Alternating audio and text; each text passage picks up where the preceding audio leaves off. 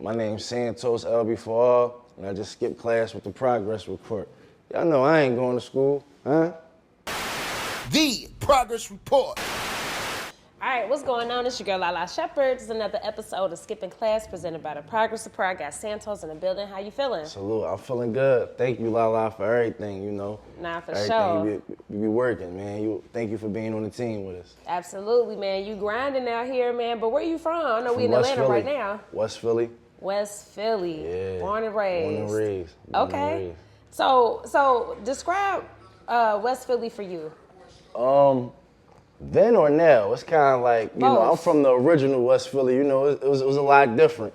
You know, Like, but what's different? Because I'm now, not well, from now, you know, it's a lot of, you know, the younger, you know, the youngins, they turned it up. You know, it's like gangland. My whole neighborhood like gangland. It's divided. You know what I'm saying? Like the South Side, North Side thing. Like it's like two neighborhoods. It's like one street, and then on one side you got the South Side, and the next side, on the other side of the street you got the North Side. So it's like a lot of neighborhoods don't agree with each other. You know what I'm saying? A lot of neighborhoods going at each other, like, you know, block for block type stuff. It's like, it's kind of turned up. You know, and then young boys got it turned up. But you know, growing up in my era, it was still stuff going on, but you know, niggas was hustling more. It was like more about like getting money and it wasn't like on the gang and like drilling shit. You know what I mean? Got you. It was more on some hustler, you know what I mean, drug dealing type stuff. So that's what I grew up around mostly.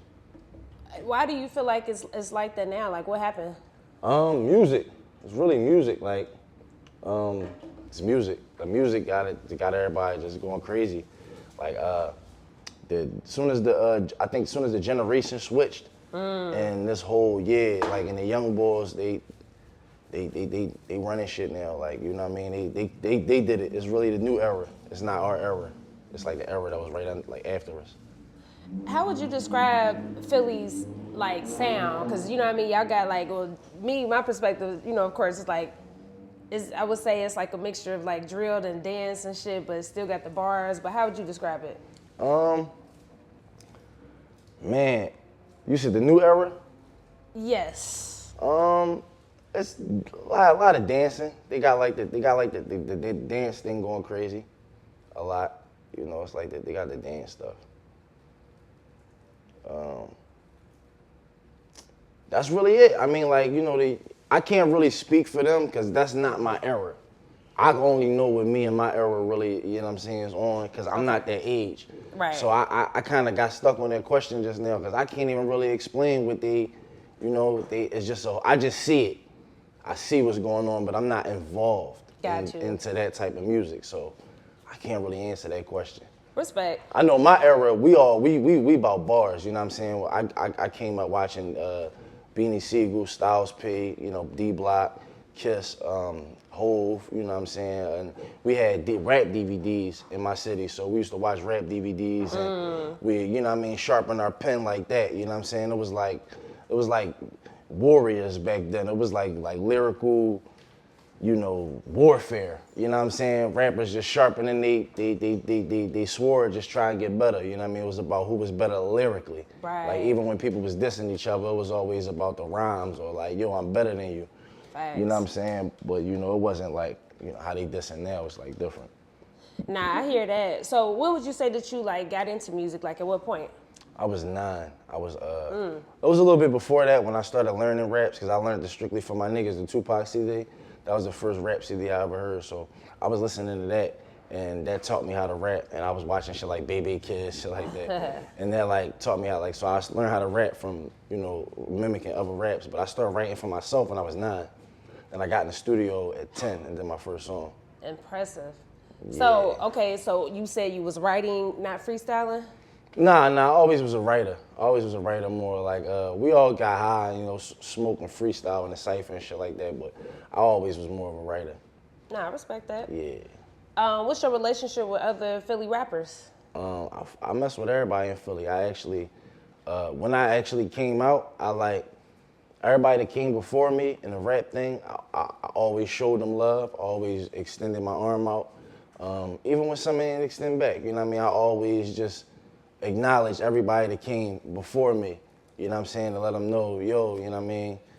I'm here. Thank you for paving the way. You feel what I'm saying? But I always saluted everybody. I was the youngin' that came in the game, very, very, very knowledgeable of those that came before me, and I always paid homage and tried to work with them. Or like even my the last Human Torch Part 3, hosted by DJ Drama. If you look at the track list, it's like nothing but Philly artists. I barely have solo songs on that CD because I was putting so many features on the CD, just trying to put the whole Philly on one tape. Like, you know what I mean? That show you right there, like if you just look at the track list, how much I always, you know, tried to work with Philly artists and try to just put us all together, you know?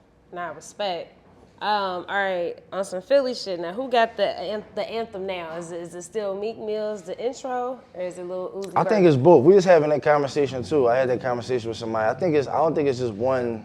I mean, right now Uzi got it. You know what I'm saying? That's like on the radio every single day. If you listen to that, of course that's popping right now. You know what I'm saying? Uzi got it hands down. But you know, Dreams and Nightmares can't be erased. That's just a staple, like in Philadelphia. I remember even when I was at a meeting one time with Kevin Lyles, and he actually referenced that song to, like, yo, you need one of these. Like he said, the phrase he used was, this song stopped Philadelphia. You know what I'm saying? He like, you know, when you hear that part, you know, that drop, that hold up, wait, he said, you know what I mean, look around in the room. Every time that part comes on, what happens? I said, everybody sings that shit. You know what I mean? And he used that for an example to say, you want to aim for that when you're doing the record. You know what I mean? When the room, the building need to be singing your part like that part, right? So will you even have people that even use that as a reference to what type of record a nigga need? That's heavy in itself right there. You get what I'm saying? That shows you how big that record is. So I say it's both. I wouldn't put one over the other. And they both great artists from the city. Respect. Had to ask you that. So what does your name Santos mean? Stop at nothing to obtain success. Yep, stop at nothing to obtain success.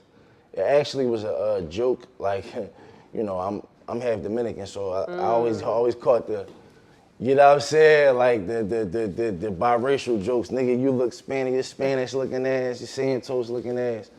So my brother used to call me that actually as a joke. And I actually took it and I ran with it and I put an acronym to it. Stop at nothing to obtain success, and kept that as my name. For sure, that's dope. I seen you recently was at South by Southwest. How was your experience? It was dope. I loved it out there. It was a lot of dope artists out there. I had a fun time. That was my first time in Texas. I've never been to Texas before. Really? Yeah, that was my first time. So Austin was my first stop. I gotta get to Houston and everything else. But yeah, it was dope. That's where me and shout out to Poison Ivi. We linked up down there. We did 2 records. It was dope. We had a real dope session. It was real fun. You know what I mean? She got high energy. You know what I'm saying? I appreciate her for being so dope. We knocked them joints out down there, and we just shot the videos down here in Atlanta. Absolutely, man. I was definitely going to bring that up. So for those that don't know, Poison Ivi, that's Boosie's daughter. Yeah. So first, how did y'all link? And then what the music sound like? How does it sound? How did y'all mesh in the studio? I think it was a good mixture. I think the type of records that we did, it had a lot of high energy, so it matched both of our, you know, sounds. But I listened to a lot of her music, and of course, knowing my music, you would think that we, you know what I mean, like oh, it's like hard to put those 2 sounds together, but it's really not, because she got bars. She can really rap. And you can give her any beat just like me, you know what I'm saying? She's versatile. She don't just have one style, you know what I'm saying? So, and just like me, whatever beat you give me, I'm gonna find my pocket on it and I'm gonna run it. I'm gonna run down on it. So she got that same attitude and she got that same talent. Respect. Yeah. So it actually worked easy. It was like, whatever beat I had for her, or whatever vibe I was on, she was on. For sure. You know what I mean? I've been in a sessions with some artists where they specifically want a certain type of beat, or they might be like, I might play something, and they be like, nah, it ain't really for me. You know what I mean? Right. Nah, she with the shits. For sure. Yeah. Who's some other people that you collaborated with recently? Recently. I haven't done a lot of recent collaborations. Okay. But my manager, he been reaching out to a lot of people, so I got some big features on the way. I'm not gonna say who. For sure. My manager working, man. Absolutely. He working. Now, I seen you had performed the New Music Mondays. First, what was the feedback? And then second, talk about filming a music video at Outkast Studio. The feedback that I got there was phenomenal. I appreciated it because they actually told me something that surprised me. Because when I do live performances, I always do my high energy records, you know? So the last record, I slipped in something, you know, that was a little more in my lane, more conscious, more like Santos. And that was the record that they liked the most. You know what I mean? It was filling the other records, and the other DJs, of course, was like, yo, I like them. But the majority of the room, they liked the Losing Weight, the third record. And that made me feel good because, you know, as a rapper, especially the type of MC I am, like a lyricist, sometimes you know that doesn't necessarily rock the club, or DJs can't necessarily play that all the time, or you're not really gonna get booked doing shows off of reality rapping about your life. So that always makes, you know, puts like a bitter taste in our mouth as MCs about our art, like, well, damn, I can't express it in the truest form that I want to get it out. You know what I mean? Because I gotta make records. You know what I'm saying? You can't, you know, be on a, I don't even want to use this term, but you can't be on a dope block trying to sell crack. You know what I'm saying? That's not what they want. You know, so I always looked at it like that. So knowing that, you know, going in with those records in a room full of strip club DJs, radio DJs, people that play turned up music all day, they like some laid back shit like that actually had meaning and substance to it. That showed me right there that being a good rapper still works for you. Like, you can still paint a good picture, tell a story, still be cinematic, you know, in the music, and still like win. People still want to hear that, and they actually want to hear it more because of so many years and years and years of just meaningless music. Now, like, they want something heartfelt, and that excites me, because that makes me go to the store and say, well, look, this is what I've been wanting to give you anyway, you know? Nah, for sure. Definitely. There's gonna be a lot of that on Human Torch 4. That's my next project. Okay, respect. When can we expect that? I don't have a date on it yet, and I really want it to be presented in a certain type of way. So I've been scratching records. I've been going to the drawing board, getting better producers, better production. Yeah, I'm going for a bigger sound. You know, I just don't want to put out a regular project. You know, so yeah, this is the part where overthinking is a good thing. I hear that. I've been putting in a lot of work on that. For sure. Now, how would you say that you progressed lately as a person?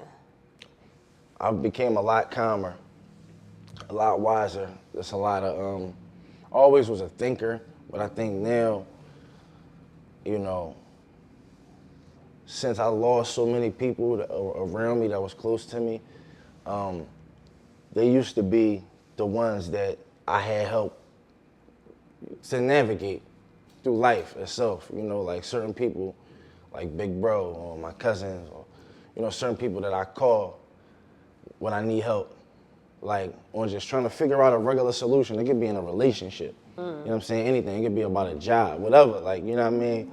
Those people that used to guide me are gone.